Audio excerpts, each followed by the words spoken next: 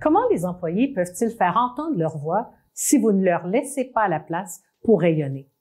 Je souhaite vous partager quelques trucs afin que vous, en tant que gestionnaire, puissiez faire briller vos collaborateurs.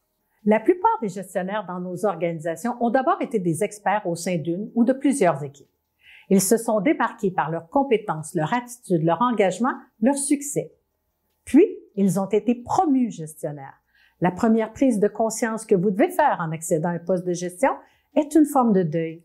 Vous n'avez plus à faire les choses, mais plutôt à les faire faire. Cette transition identitaire est inévitable. C'est là-dessus qu'on vous jugera maintenant, d'où l'importance de soigner votre communication.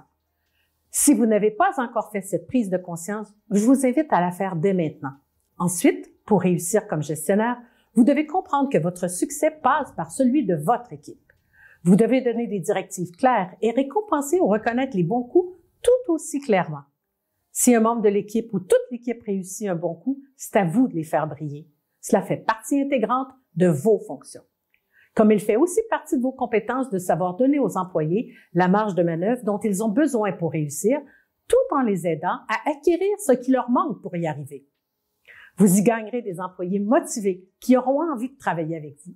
En terminant, voici 3 gestes clés pour réussir en tant que gestionnaire. Le premier, avec chaque membre de l'équipe, reconnaître la personne avant de reconnaître l'employé. Le deuxième, se montrer intéressé envers tout le monde plutôt que chercher à être intéressant. Et le troisième, écouter réellement et authentiquement. Si vous avez à cœur d'être un gestionnaire qui inspire l'action et les résultats et que vous décidez d'appliquer ces quelques recommandations, je vous invite à vous faire un plan de match dès aujourd'hui. Commencez par reconnaître ce que vous faites déjà, notez ce qu'il vous reste à faire et engagez-vous à le faire. Au fur et à mesure, notez vos progrès et ce que vous y avez gagné.